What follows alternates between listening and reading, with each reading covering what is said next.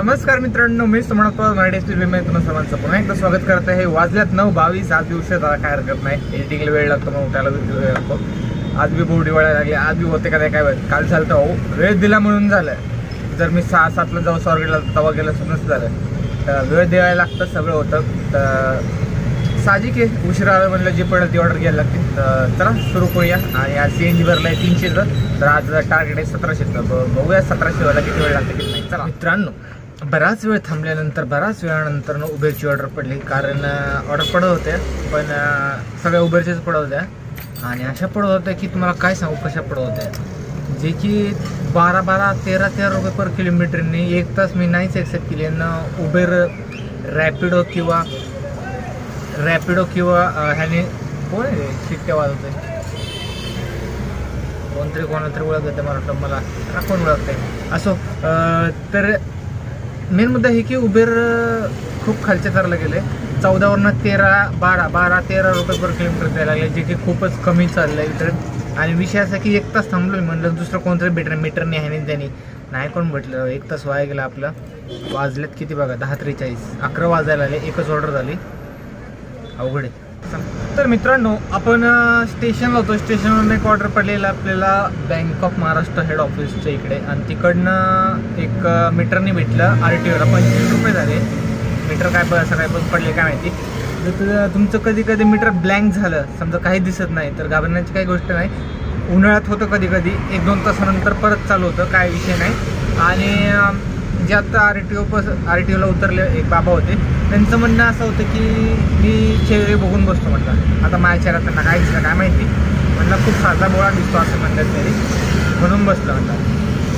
आणि त्याच्यात 2-3 रिक्षावर येते, पण ते त्यांच्याबरोबर गेले नाही, काय माहिती काय 25 झाले, ते 30 रुपये दिले, म्हणजे तुमचं पासून एवढा चिकना दिसतोय, चिकना बिकना काय नाही, साधे बोळे पण आपला त्यांना तो बावला किंवा तर आपल्या चेहऱ्यावर दिसतो साधा बोळा असं बघा, ग बसलं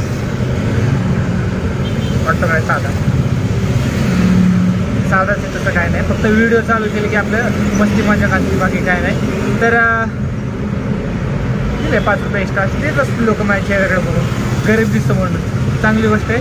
तर आपण आता आलो होता RTOला म्हणतोय प्लॅटफॉर्म नंबर 6 रेल्वे स्टेशनला, आणि वाजल्यात 11:25चा, आणि टोटल अमाऊंट बघितले तर आपले 200 रुपये झाले, जे की खूपच कमी झालेत। 200 रुपये 11.5 म्हणजे काय गणित आहे, जुळते का? 1700 कसे व्हायचे सांगा तुम्ही। आता 200 झाले म्हणजे अजून 1,500 करायचे आहेत, 11.5 नंतर 1,500 कसे करावे माणसाने, किती वाजून संध्याकाळी बघा, विचार करा। मला बी माहीत नाही आज काय होणार काय नाही, पण भाऊ 100% देणार, जे होईल ते होईल, बघू चला शेवटपर्यंत।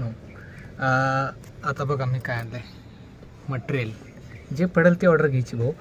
दगडूशेठची इथं थांबलेलं, तर 2 वेळा ऑर्डर पडलेली रॅपिडोला, मिस झालं माझ्याकडून, चांगल्या मोठ्या होत्या 200 रुपयाच्या, आणि तिसऱ्यांदा परत ऑर्डर पडली आणि भेटली फायनली। ही ती वेगळीच ऑर्डर, एकमेकाशी जुळत नव्हती ती ऑर्डर, म्हणजे तीच ऑर्डर नाही पडली रिपीट, तिसरी ऑर्डर आहे। सांगायचं एवढंच आहे की दगडूशेठच्या आसपास मोबाईल मार्केट हे ते नाही का, अलीकडं थोडं वसंत टॉकीजच्या इकडं कुठेही थांबू शकतं, किंवा लाल महालच्या इथं थांबलात ना तुम्ही, तुम्हाला ऑर्डर पडू शकतात, जे की लांबचे असतात, जे की मटेरियलचे असतात फक्त।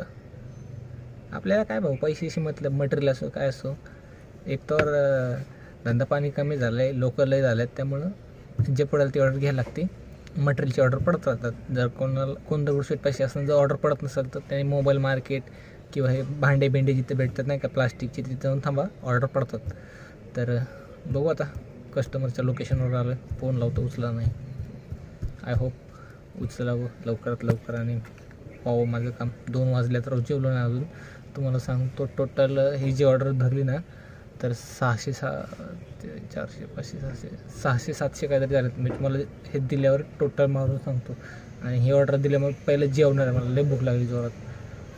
हे ऑर्डर द्यायच्या अगोदर 1 वाजता मी तिकडं होतो दगडूशेठ तिकडं, म्हटलं 2दा मिस झाला, म्हटलं हे तर हलणारच नाही, म्हटलं तिसरी उचलल्याशिवाय जाणार नाही, म्हटलं उचलली, निम्म्या रस्त्यात मग भूक लागायला लागली, म्हटलं हे ड्रॉप करून पहिले जेवून घेऊया।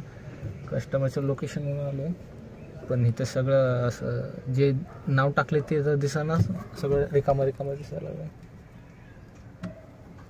एम्प्टी प्लॉट्स आहेत सगळे। फोन लावतो तर फोन उचलला नाही, पाहिजे का नाही मटेरियल का घेऊन जाऊ परत। तर मित्रांनो फायनली आपलं जेवण झालं आहे. आत्ता आपण हडपसरमध्ये आहोत, जसं की मगाशी बोललो होतो मी 2 मिनटात. तर जेवण जिथं करत होतो आपण तिथं शेजारी बाजारचं शोरूम होतं, जे आपलं स्पीडोमीटर होतं जे बंद पडलेलं ते भेटलंय बाबा. आपल्या इथं नाही. प्रकाश प्रकाश प्रकाश प्रकाश थोडं चुटकी लेट झाली, काय हरकत नाही. तर हे आपलं आहे स्पीडोमीटर, जे की 828 रुपयाचं हडपसरमध्ये भेटलं आपल्याला. आपल्या इथं स्टॉकच अवेलेबल नाही, पण हडपसरमध्ये होतं बरं का. हे आहे स्पीडोमीटर, हे आपलं बंद पडलं 828 रुपये. आता मीटर का चालत नाही ते बघतो, बरोबर चालवतो बघा. 28 रुपयाचं स्पीडोमीटर, 28 रुपयाचं. हे 828 नाही बाबा. इंडिकेटर इकडे केले की ऑटोमॅटिक होता, 0 इंडिकेटर दिसते.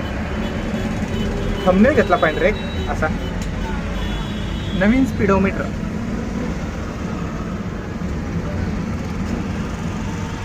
ज्युनियर आहे बाबा, बजाज डायरेक्ट.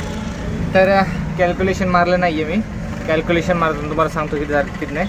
आता हे नाही हडपसरमध्ये घराकडे ऑर्डर बघायची, घराकडे जायचं, स्पीडोमीटर आत्ता बसवायचं. आज जर नाही बसवलं तर संडेला सर्व्हिसिंग करणार आहे गाडी, तर संडेला बसून टाकू.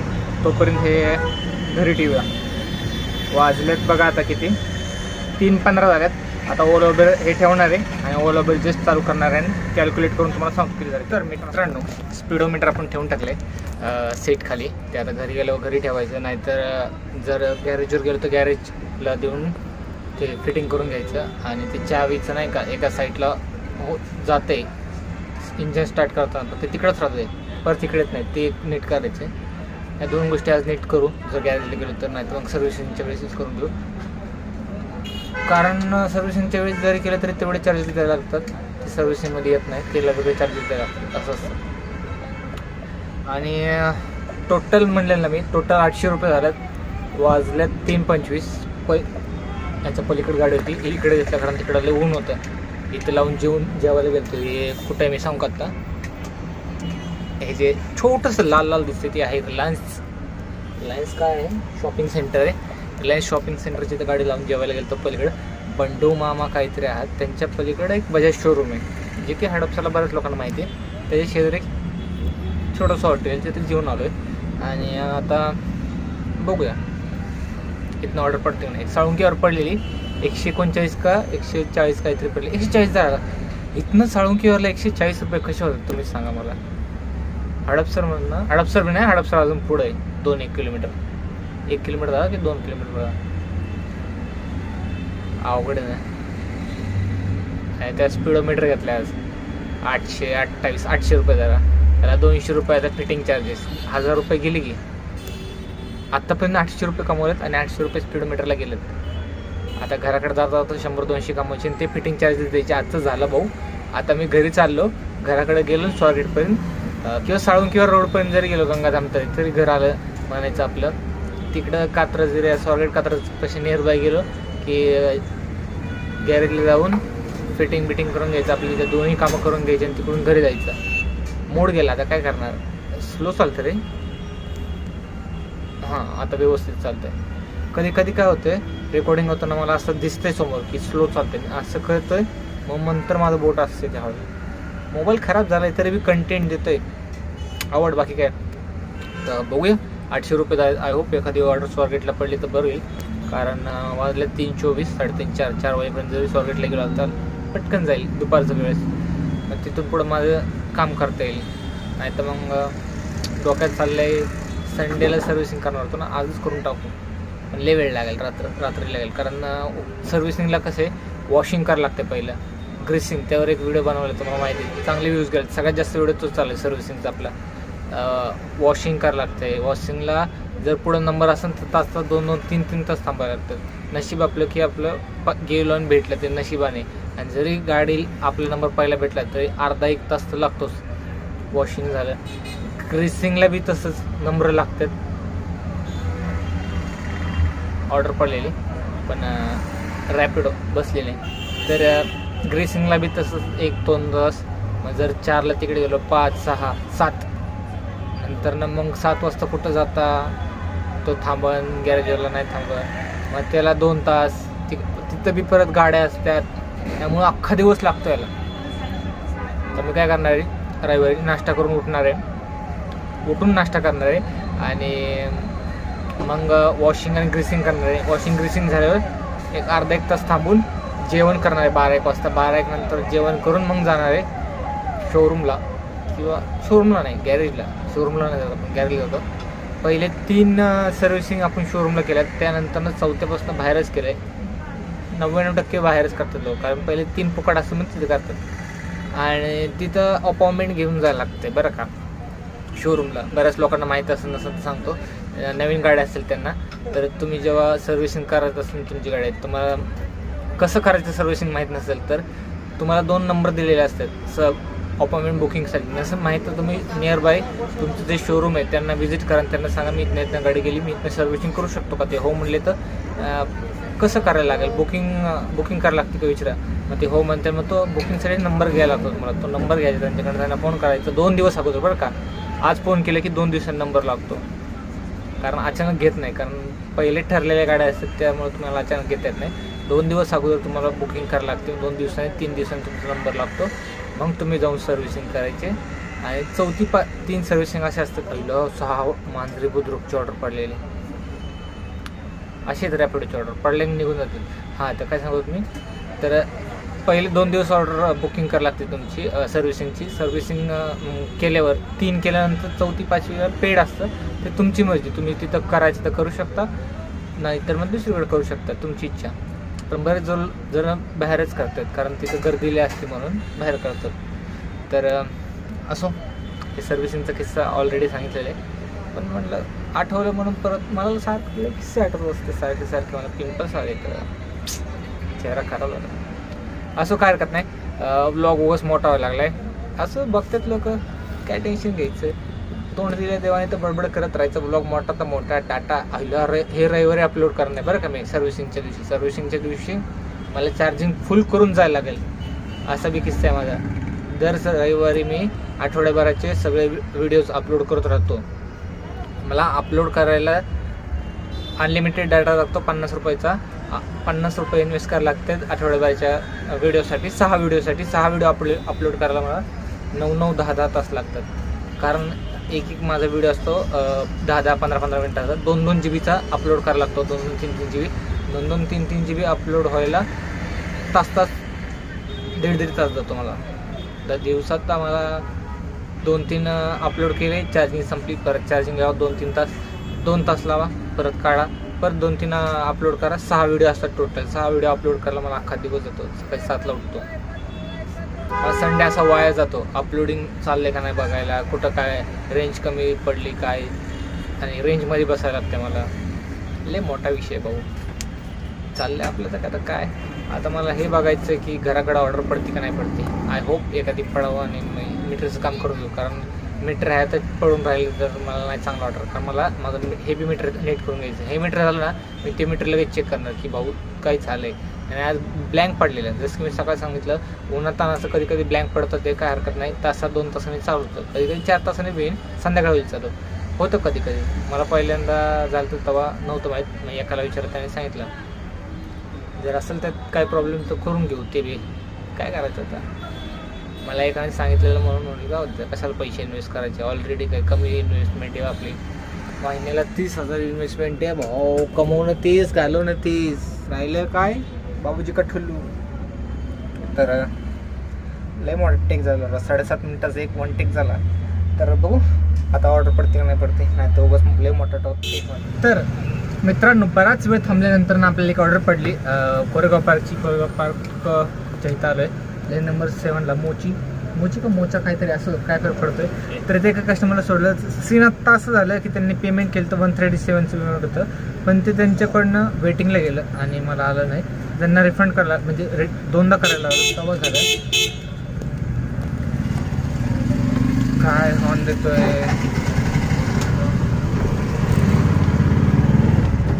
एवढी जागा पडली, मी जिथं थांबलो त्याला तिकडनंच जायचं.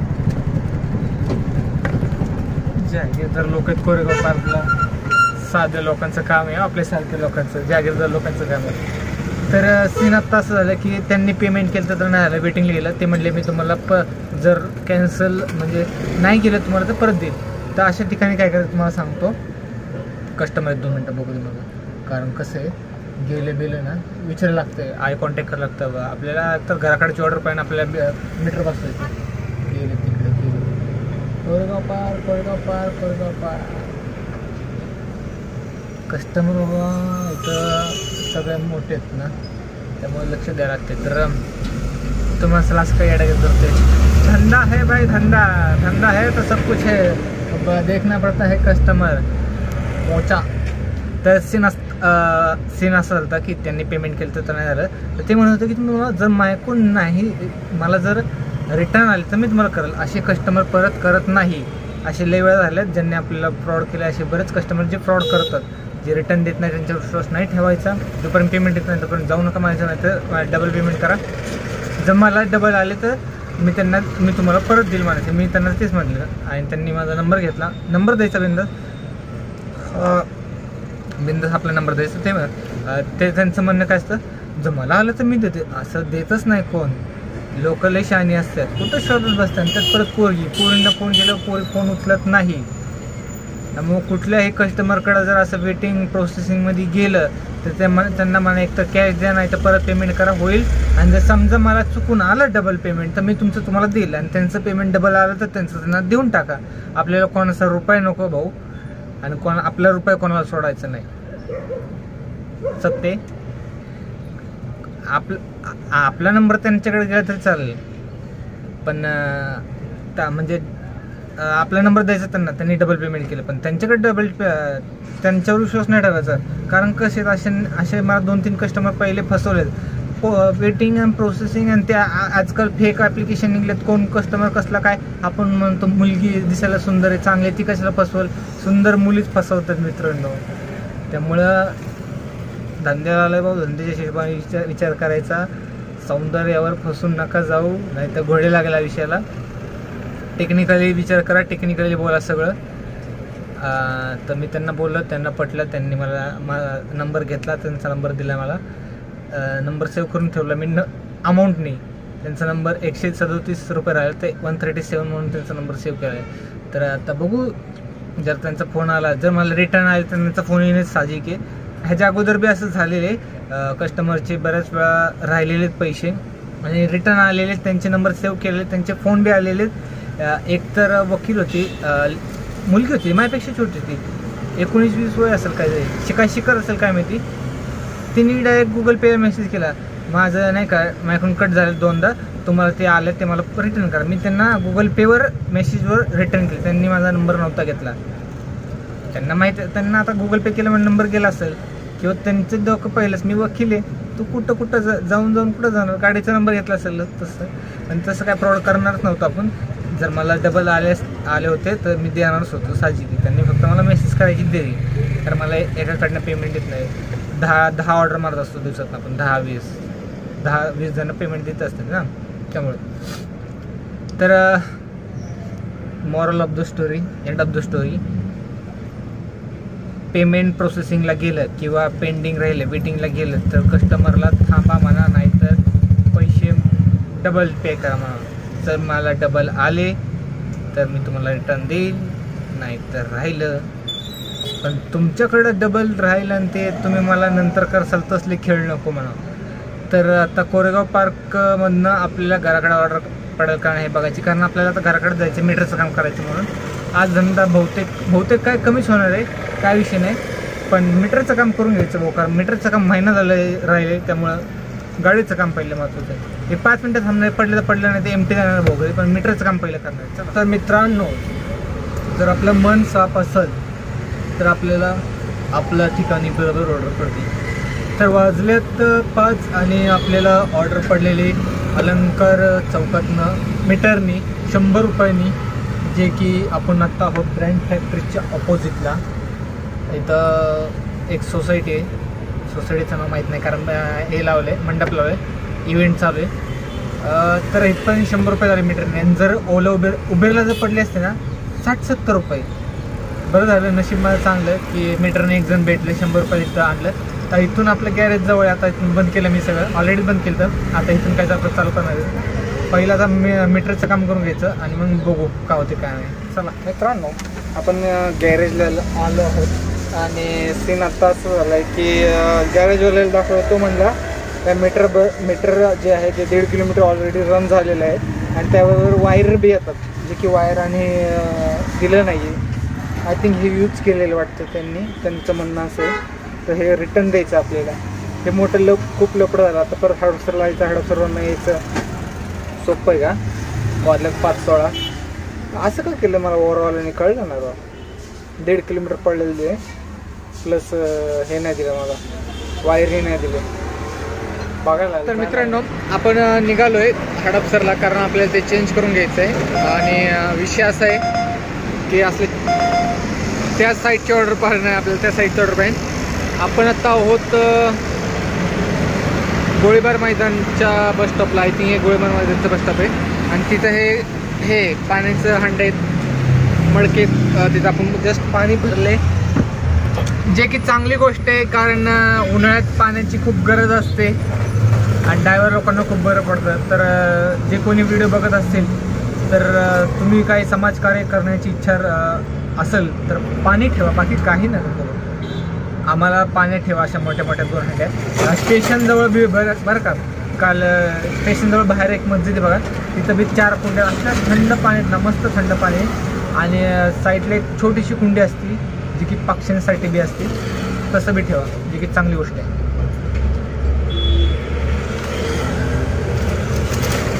थंड आहे पाणी, चांगलं आहे. चला कोणच बेटर नाही हडपसर साईडला. रिकामच जाऊ, रिकामच येऊ, पण ते रिटर्न करू, ते डोक्याला वाईट नको बघा.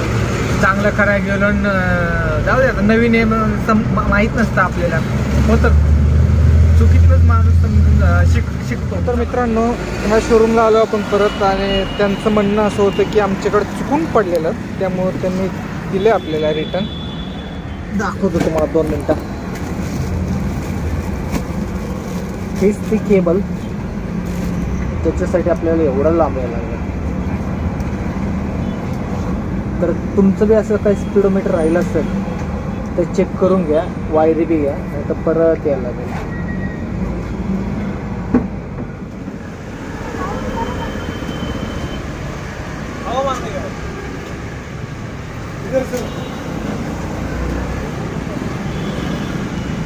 क्लच पेड गेलं भाव, क्लच प्लेट गेले, क्लच पेडचं काम चालू आहे. क्लच पेड गेले बघा.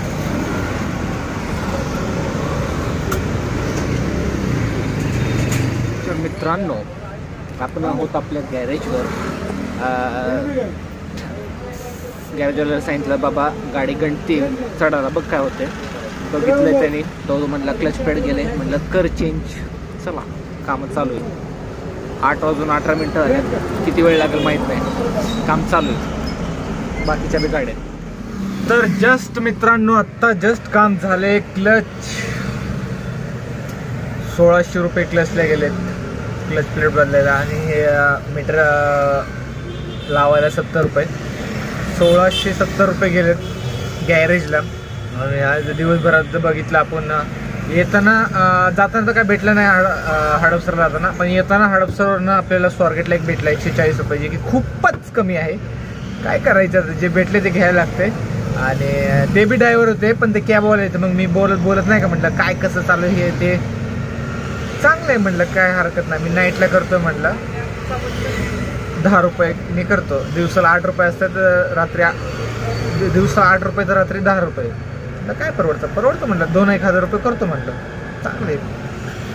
पण काही लोक उगाच रडतात, नाही उगत नाही का, काय बी उगत रडणारे लोक रडत असतात की आपला सुद्धा धंदा आहे, ह्याला सुद्धा धंदा आहे. फक्त अशा गाड्या कामं काढलं की जरा डोकं आलतं, त्यासाठी जास्त काम करायला लागतं म्हणजे. आणि रोज सेव्हिंग करायला लागतं, रोज सेव्हिंग केली, त्यामुळे आज आडीनडीला पैसे भेटले का नाही. त्यामुळं रोज 300-400 किंवा कार चालवत असेल तर भाऊ तू 500 रुपये रोज वेगळे काढत जा. रिक्षा करत असेल तर 300 काढत जा, 500 काढत तर चांगलीच गोष्ट आहे. तर फायनली हा आजचा व्लॉग आपण इथं सेंड करूया, काय हरकत नाही. कधी नुकसान तर कधी इन्कम. नुकसान म्हणण्यापेक्षा उलट त्यांना दाखवलं गॅरेजवाल्यांना, त्यांचं म्हणणं असं होतं की बरं झालं आता दाखवलं त्यांनी मला. त्यांच्या आतमध्ये जे असतं एक त्यांचं एक डस्टबिन म्हणून डस्टबिनमध्ये त्यांनी 3 का 4 हे टाकलेले लायनर, जे वरचं बी खराब झालं तर आतलं बी खराब झालं तर 4,500 रुपये जातात त्याला. तो म्हणला की भाऊ तुझं नाही का लय स्वस्तात झालं म्हणलं, 1600 रुपयात ते आतले गेले ते फक्त प्लेट. काही लोकांचे बाहेर बी येतात तेव्हा लोक येतात. तेव्हा नशीब म्हणा मी मीटरचं काम होतं, त्याला म्हटलं भाऊ मार चक्कर नाही का, बघू काय असेल तर अजून करून टाकू. आणि त्यांनी केलं. आणि ना असं बी 3 दिवसांनी येणार होतं, पण 3 दिवसांनी अजून जर समजा ते झालं असतं, ते जे मध्ये रेष असतात त्याला खड्डे पडले असते, 4,500 रुपयाला बांबू लागला असता आपल्याला. आपले सेविंग सगळे त्यातच गेले असते. तर एक स्वस्तच झालं म्हणायचं. तर वेळोवेळी असं गाडीवर लक्ष राहू दे की बाबा खटकते कुठंतरी, गाडी कुठेतरी बंद पडते, कमी होते, रेस नाही होते.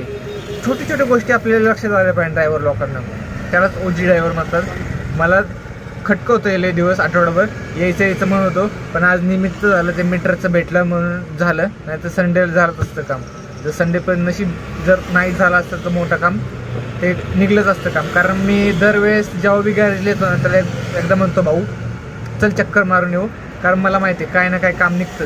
बऱ्याचदा असं होतं की काही वेळेस नाही निघत काम, पण काही वेळेस निघतं. त्यामुळं चक्कर मारायला लावायचीच गॅरेजवरला, भाऊ तू चक्कर मार, भले थांबायला लागू वेळ जाऊ चालते. वाजल्यात 9:06. मी चाललो आहे आता घरी. आजचा ब्लॉग इथं सेंड करू, तर भेटूया उद्या नवीन ब्लॉगमध्ये. आपण शुभरात्री.